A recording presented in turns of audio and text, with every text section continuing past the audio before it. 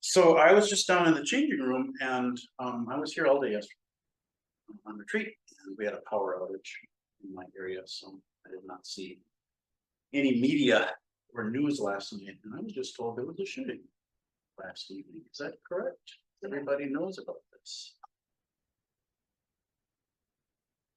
The talk that I had planned to give.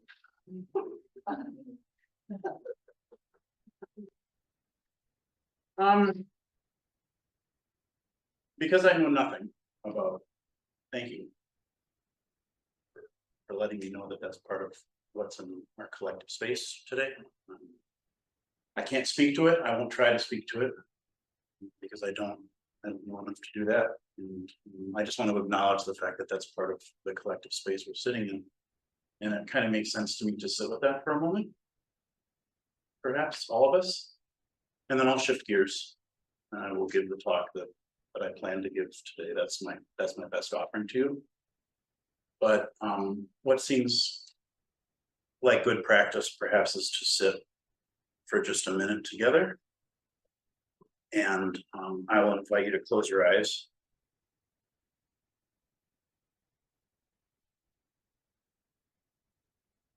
And I will invite you to bring some awareness to the physicality that presents itself as your body, to notice your connection this morning to the stillness of the earth.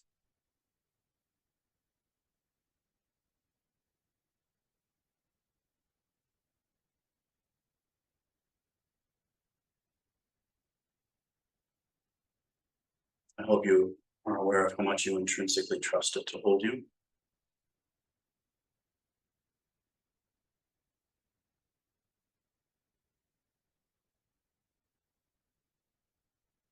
I'll invite you to bring up into your awareness the sensations and the movement of your breathing.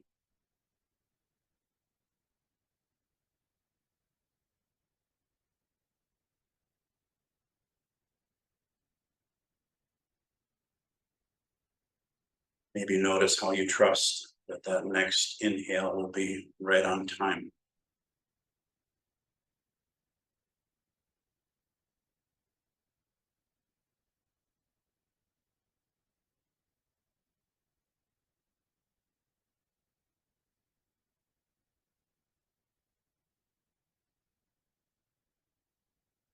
Our experience in human bodies is rife with conflict and suffering, greed and violence.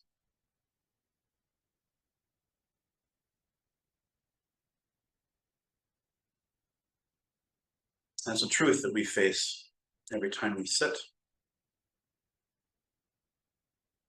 It's a truth that the core of our Buddhist tradition reminds us of.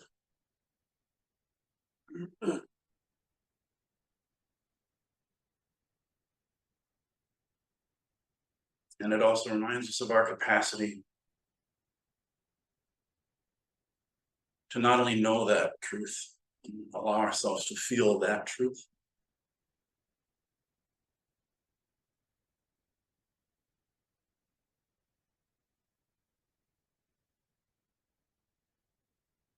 but to meet that truth with our courage,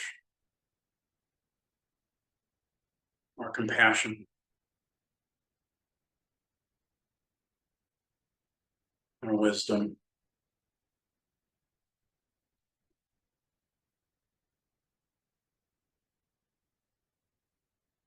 our tradition reminds us over and over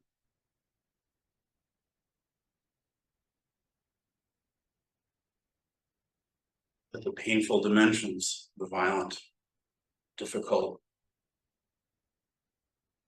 constricted, hurt,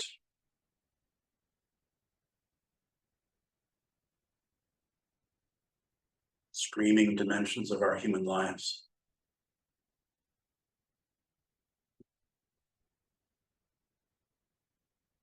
can be held by a container much, much larger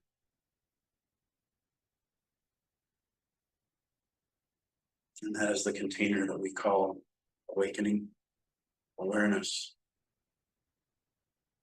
enlightenment.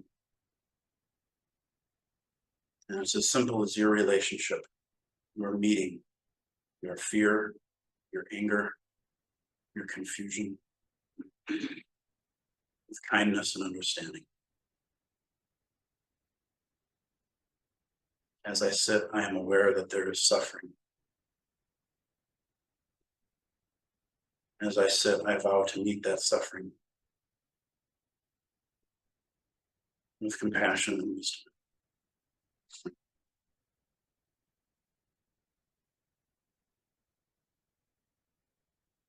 And just take a few more breaths together.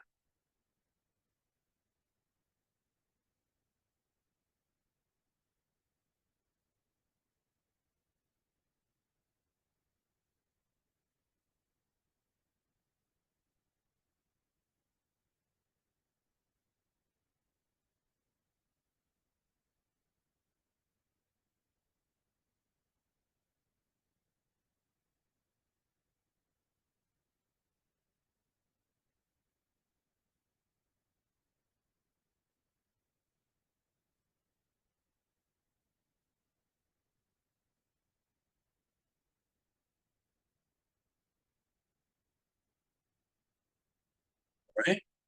I thank you for doing that with me.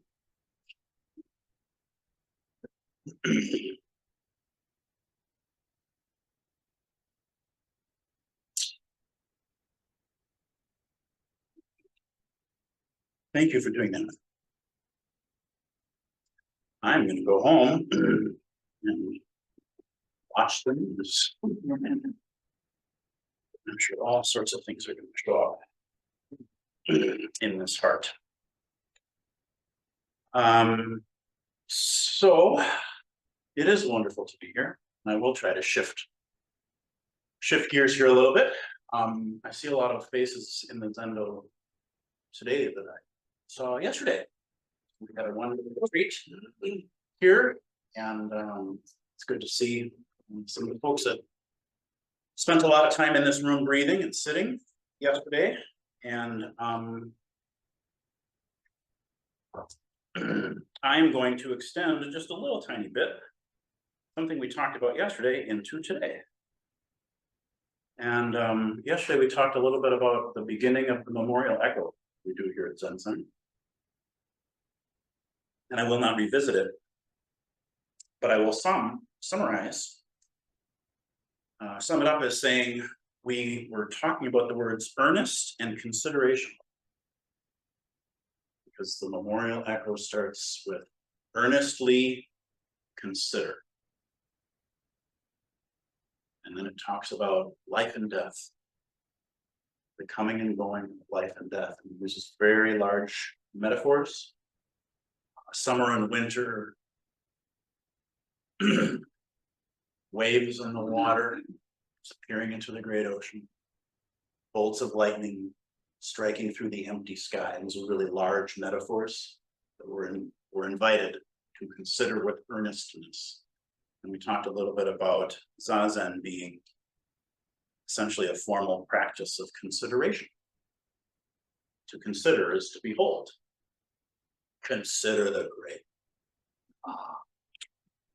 Oh, I'm being invited to think great. Being invited to engage with the great, maybe with a little beginner's mind beyond my normal preconceptions of the great. Consider the great. Sounds very sort of Greek or something. And then we realize, well, consider is also at the heart of the word consideration. And we understand that consideration is also just behold something. But there's a quality that's being invited in. She met my grief with such consideration. He's such a considerate soul. You can kind of feel the feeling that's in that. There's a quality, right? There's a heart quality to consideration. To be considerate. So to earnestly consider, we talked about that as being zazen. And in the echo, the things we're invited to earnestly consider are life and death, the biggest possible things. And we're using really, really large metaphors to describe what they are. Summer and winter, coming and going seasons and waves disappearing into the ocean. So today I want to extend earnest consideration because it's cool. That's what we do here. Right? Minnesota Earnest Consideration Center. I think they're having a board meeting today. Maybe that's what they're discussing. Do we or do we not change our name formally? What I want to extend it into is the smallest pasture instead of the largest pasture of birth and death and summer and winter and bolts of lightning into the empty sky. I want to bring it all the way down to the most ordinary things. That's the talk that I wrote. We'll see what comes out of my mouth. We know in this tradition that to say something is ordinary is already a label, and I'm aware of that. It's a thing that we play with when we talk about relative and absolute. And I know that our tradition teaches us there's actually no such thing as an ordinary object, that anything seen deeply is understood to be sacred or whole or transcendent of itself, and that anything disregarded or unseen, anything seen shallowly, becomes ordinary, mundane. I understand. That's how our tradition talks about this. But I am going to use the word ordinary today in the way that we're used to thinking about it. Ordinary meaning your shoes, your watch, your sunglasses, the bag of chips you got at the convenience store, ordinary objects, rocks, that kind of stuff. We had a practice period here a long time ago. I'm looking at that because he and I led this. It's on interconnectedness, impermanence. 10 years, maybe? I don't know. He's giving me the nod that says that's probably about right. He's earnestly considering the possibility that it was 10 years ago. We had a wonderful time doing that, and one of the things we had people do, this was Ben's idea, actually, was we had people, if I remember right, write down like 3 or 4 things you purchased in the past couple of days, just whatever, anything, doesn't matter what it is, just the most ordinary thing, just something you purchased in the last few days, and then please make a list of 10 things that object that you bought depends upon. Remember that? That was cool. Somebody had purchased an iPhone. Somebody else bought a bag of potato chips. Somebody bought a new pair of shoes. Somebody filled their tank with gas, right? Most ordinary things. And what we found was the most ordinary thing depended on, oh my God, a whole bunch of things. Systems of being, ecosystems, right? Resources that were connected to people, that were connected to time. And suddenly the thing you're holding in your hand, the bag of chips, is like, oh my God, this is international trade. This is race relations, right? There's money here. There's power here. There's grains here, which means there's water here, which means there's earth here, which means there's sky here. And you start realizing, oh, and the invitation, there's a bunch of places we took it, but was look deeply into the ordinary object to see not only its connection, right? Interconnectedness is our theme, its connection to the larger world. But to see what comes up inside of us when we realize that the object that we are holding is connected to shipping and fossil fuels and relationships and impermanence and grains and sky, and all of a sudden there's a huge amount happening in our field of awareness. Does that make sense? We're earnestly considering that there's a lot going on here in whatever the object is. Something we did a long time ago. So when we work with objects, mindfulness of objects and working with objects is something that I'm really drawn to, and I don't know why, but for some reason practice really likes to show up for Busho as, how are you treating your cup? I think because it oftentimes takes me to these places of wonder, awareness of impermanence, right? This cup is only in the shape that it's in right now, really. A little while ago, this wasn't a cup. And a little while from now, it won't be. right? I'm in relationship with a very temporary shape.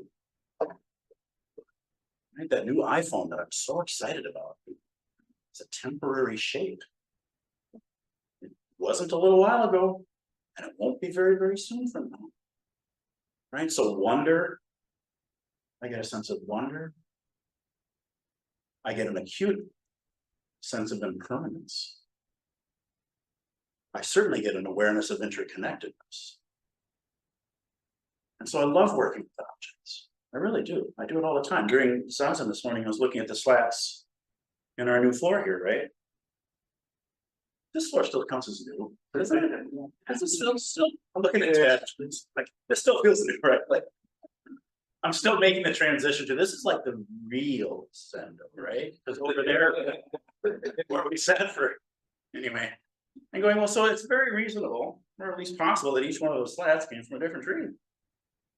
It's at least possible, had a different life, experienced the cold and the warmth differently, it's cut down at a different time.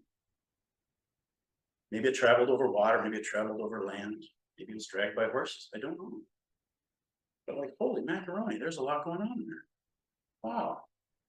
It really fills me with an intimacy to my life and to other lives. It really sustains my practice. So I like talking about objects and mindfulness. And I read sometime before I came to Minnesota Zen Center, a long time ago, something, and I'll get it wrong, there's probably an actual quote here that I don't know. One of my Jewish friends said, oh yeah, I was looking for a personal relationship once with the rabbi. I really wanted to find a teacher. I was like, oh, I didn't know that was a tradition that you could have a one-to-one like relationship with. I wasn't really aware that that was. Yeah. My grandma told me that like if I'm looking to find who the good rabbi is going to be, I should watch how she ties her shoes. That was like grandma's advice. And I'm like, I have a feeling that they were probably quoting something, but I went, that sounds like such a Zen thing. Doesn't that sound like a Zen thing? Like, oh, his mastery of the Diamond Sutra is unsurpassed. Yeah, but did you see the way he kicked off his shoes? What a noob. Kids today, right? And so I had that idea in my head when I came here, and Tim at one point gave a talk about how, and of course I'm going to get it wrong, I wish you were here to correct me, he's upstairs, about how he had a dramatic experience. He had a little Kensho experience, or a big Kensho experience perhaps, during a session, and brought it to Suzuki, his teacher. It's almost like, I found the Easter egg! Right? Which is cool, that's very cool. And Suzuki's response was, oh, that's nice, now take care of your shoes. Because he had kicked off his flip-flops. He had carelessly kicked off his flip-flops on the way into the interview with the great Zen teacher to tell him about his great enlightenment experience. He kicked off his flip-flops. So Suzuki went right to, I noticed the way that you treat ordinary objects. Such a great story. It's like seriously one of my very favorite stories. Like, yeah, good for you. Take care of your shoes. Like, God, if that isn't Soto Zen, man, I don't know what is. All right. So I'm going to start us today with a poem called The Patience of Ordinary Things. This is by a poet named Pat Schneider. It is a kind of love, is it not? How the cup holds the tea, how the chair stands sturdy and foursquare, how the floor receives the bottoms of shoes or toes, how soles of feet know where they're supposed to be. I've been thinking about the patience of ordinary things, how clothes wait respectfully in closets, and soap dries quietly in the dish, and towels drink the wet from the skin of my back. And the lovely repetition of stairs. And what is more generous than a window? That's it. It knocks me out. It knocks me out. I'm like, man, I'll read it again because it's short. The Patience of Ordinary Things by Pat Schneider. It is a kind of love, is it not? How the cup holds the tea, how the chair stands sturdy and foursquare, how the floor receives the bottoms of shoes or toes, how the soles of feet know where they're supposed to be. I've been thinking about the patience of ordinary things, how clothes wait respectfully in closets, and soap dries quietly in the dish, and towels drink the wet from the skin of the back. And the lovely repetition of stairs. And what is more generous than a window?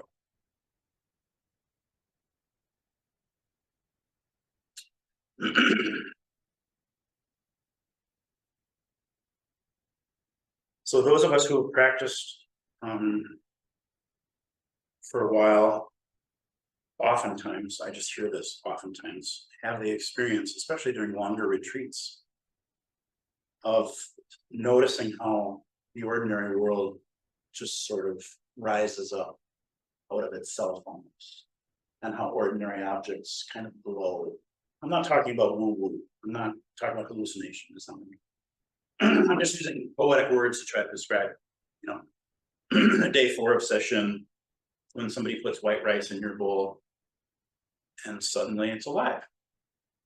The rice is alive, the bowl is alive, the server's alive, the spoon they're using is alive, you as the recipient's alive, the meal board you're setting it on is alive. You just go, oh, all of this is included, all of it matters.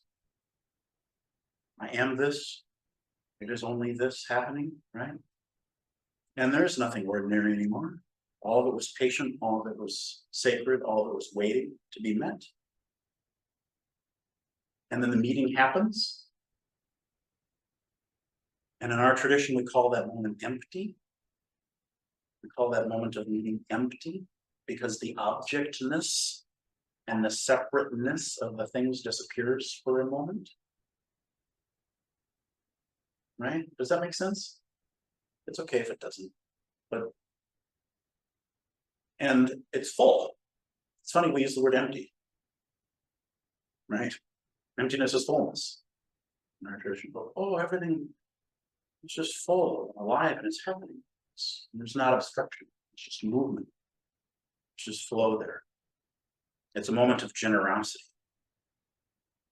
And it's quiet, and it's ordinary, and it's infinitely patient.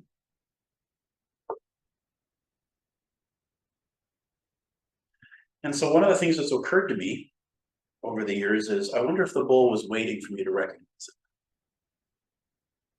Like I've used that bowl for, let's say, 10 years now on retreats, those same Oryogi bowls, 10 years now on retreats. It's been filled many, many times with many, many different things. But until now, I didn't actually see it. I wonder if it was waiting for me. Now I know this is me making this up. I'm projecting qualities. The patience of ordinary things. I understand that's projection. Ordinary things do not have patience. This is me. This is Busho, right? Just in contact with Busho, that's all that's actually happening. It's his own patience, right? But for some reason, thinking about it that way helps me crack open the part of my heart that takes away the objectness of the bowl and opens up the possibility that it's actually something larger than.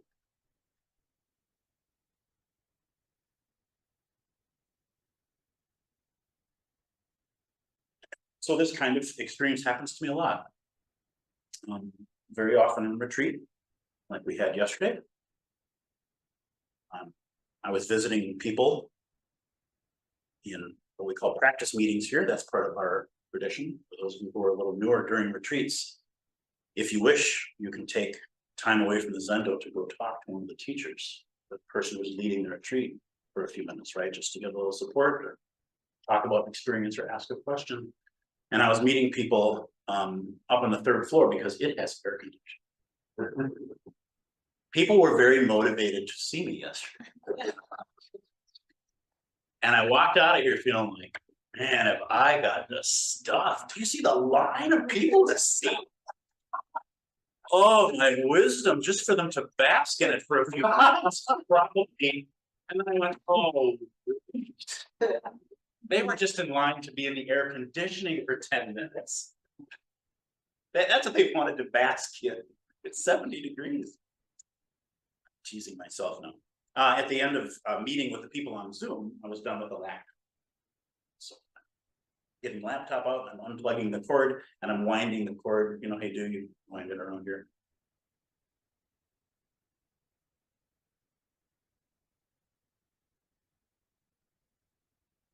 And I had that experience of, oh, I wonder if you've been waiting for me. This cord is just curled up in a corner. It's been picked up and sat down hundreds of times. But for about 3 seconds, it's like, oh, you're the cord. You're connected. I could make a list of 10 things. I could make a list of 100 things it's connected to. I understand that. It's interdependent on the whole universe. I understand that. It's not an ordinary object. There is no ordinary object. I understand that. And as I was just quelling it for those 3 seconds, it's like, oh, you've been supporting my life for the past hour. I wouldn't have been able to meet, right, with Leah in South Dakota without you. You know what I'm talking about, right? Just those moments you're like, oh, right? It's easier for me to go to this place that I'm describing when I'm holding grandmother's teacup. This was great grandma's teacup. She took it over from Ireland. It was the only thing she was allowed to take with her. Or this is the pocket watch that Teddy Roosevelt stole. And it was in his museum, and then it was stolen from his museum. Do you guys hear about that? And then it was found again, and now it's back in the museum. Ooh, it was Teddy Roosevelt. How do I feel about that? What's his legacy? Is he a good guy or a bad guy? Oh, do I like the pocket watch? Do we sell it? Oh no, it's complicated, right? But it's easy for me to go to that. Oh, this thing has magical qualities because it in those big settings, right? Right? This isn't just Joanne Fabrics. This is part of a rock city. And it was owned by Cotting. You can feel what we do, right? A month ago, I was in Houston visiting the Johnson Space Center. A whole bunch of reasons why I won't go into. Too complicated of a story. And we got to take a little tram out to Mission Control. The Mission Control. For some people, that would be, that's the most boring 2 hours of my life. I took a tram into a completely nondescript building to see a completely nondescript room full of, guess what, chairs and computer monitors. I've got those at home. This is not interesting. And a lot of people on the tour with me were very clearly, oh, are you kidding me? I can't believe my dad making me do this, right? I'm there with tears in my eyes, right? Like no flash photography. It was like being in church. It was like going to visit relics, right? Like this is St. Teresa's forearm, and you get to look at it through the glass, but you are not going to take a picture because this is Mission Control. And I was just, oh, I can't believe it's like going to church for me, right? Because of how I was raised, because of how I was taught to regard the space program and all it represented and blah, blah, blah, blah, blah. But what's not lost on me is these are the most ordinary objects in the world. They actually put back in the room ashtrays, right? Binders. This is 3-ring binders, tabs, the chairs, old used upholstery from 1960s, right? And suddenly I'm looking at it through plexiglass, and these are not ordinary objects, right? And we're lining up to behold them. Just like I did with St. Teresa. If you want to see St. Teresa's hand, they got it in Avila, baby. You can't take a flash photography of it, but it's there. And we have that in our tradition too. Buddhist relics, Google it. We don't do it so much in Zen, although there are a few monks who have been, another story for another day. It gets grisly quick. If you're into that kind of stuff, he's going to die in Zazen, and then we're going to mummify him there and cover him and stuff. We'll keep doing Zazen for all eternity. We gotta go weird here. And religion is weird. Everything we're riffing on is just how we behold objects and the meaning that we make. So I'll shift gears because I got to wrap up here in a minute. What's on your flyer today? And for those of you on Zoom, you do not have the flyer in front of you for the brochure today, but I encourage you to Google, if you will, not now, but later. Kristen Maya Peterson, Maya is spelled Maija. Kristen Maya Peterson is an artist. And the piece we're looking at a little picture of is a piece called I Will Wait Forever. And if you Google it, you'll find it. It's on the University of Minnesota Landscape Arboretum website. It's part of an art display. So I went to this art exhibit at the Minnesota Arboretum. This was probably 2 years ago. And this artist's work was being displayed, Kristen Maya Peterson. And the description of the exhibit that drew me said, artist Kristen Peterson's work explores the question of beauty in the natural world, asking us what is considered beautiful and what is not.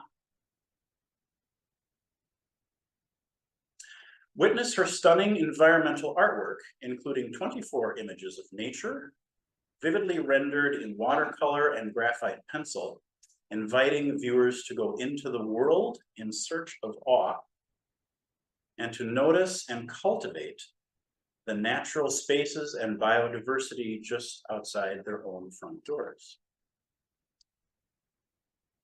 So the piece that really caught my eye is the one that I had Kim very kindly print on your program this morning. The name of that piece is I Will Wait Forever. And the image you have in front of you there is about 2 inches by 1.5 inches. And in real life, it was about 6 feet across by about 5 feet high. It was. But the image, and mine's in black and white, but I'll at least hold it up to the camera for you Zoom folks. Just a rock. That's it. It's the most ordinary thing in the world. This is a rock surrounded by weeds in a yard. That's it. Rock, weeds. And so she wrote, you know how artists will have a little statement by each piece sometimes?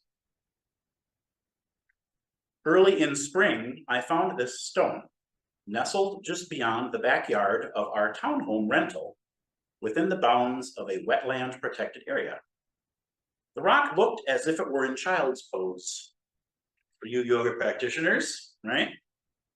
It looked as if it were in child's pose, waiting there for a long time. Grasses old and newly sprouting, hugging the stone. Next to it, a single leaf holding vigil. Time runs differently in nature. It's patient and circular, not bound by hours or schedules. If this stone could talk, it would ask you to be present, to find stillness, to take your time. It will wait for you forever.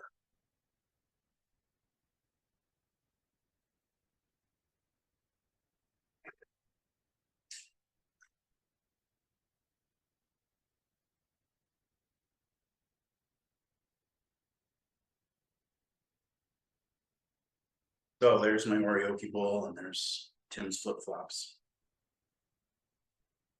And the ashtray, mission control. There's the teacup.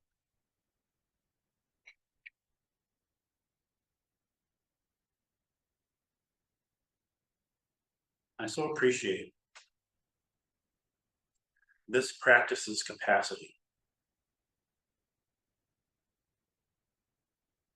to bring us to moments of such singular apprehension. This woman, I don't know if she's a Zen practitioner, it doesn't matter. But I so appreciate the clarity of her heart to recognize that's the stone. It would have taken her months to paint this gigantic canvas with pencil, ink, and color. It's very, very easy for me to understand, wow, you must have been really devoted to seeing in order to spend that amount of time. You see, I'm measuring it in time and energy, right? Muscle movements and intention. This is the artist. That's a human quality. And as a human, I can recognize that. and admire it. Wow. To take the time to express it. That's beautiful. That's what artists do. But at the same time, the moment of apprehension, when she apprehended it, you understand what I mean by apprehend, right? Not apprehensive, the feeling, just to the moment when the object arises in consciousness and there's a moment of recognition, this moment of emptiness. We just see it. But that was the art. That was the thing that happened. That was her heart going, oh, you've been waiting for me. I finally saw you. You were a stone. Right? There's brand new grass there. There's dead grass there. There are leaves there. This is my life. This is everything right here. I see it. The second step is her deciding, oh, I wonder, because she's an artist and she thinks that. That's awesome, right? Somebody recognized this piece of clay and said, oh, I wonder if maybe, perhaps, a cup is waiting to happen, right? And they did that. But as practitioners, this door that's always opening in front of us to recognize awe and wonder and connection, it's humbling. I think the reason I'm mentioning it today and the connection that I see to what happened last night, I've been waiting for that to show up, and then I'll shut up, I promise. I'm like, there's going to be a connection to the shooting. There's going to have to be. Because there always is, right? There's a connection between everything and everything. Is what if I was patient enough? What if I was just still enough? That the patience of ordinary things and the patience of ordinary emotions and the patience of ordinary thoughts are not different things. How many times have I felt angry? More times than I can count. How many times have I thought, boy, I wish something bad would happen to that guy? More times than I can count, because I'm a human being. What if that moment had shown up and I said, I see you, I feel you, I know what you are. I understand how you came to be. I am here to care for you. I am here to understand, and I am here to make a choice. That feels like correct relationship. And if that had happened in the heart and in the mind of whoever was holding the gun, you can imagine history changing. Because the patience of ordinary things, the patience of ordinary moments, ordinary feelings, ordinary thoughts doesn't really exist for us. There isn't ordinary. There really isn't. The fact that we had people list 10 things upon which that iPhone depended can change their relationship with iPhone.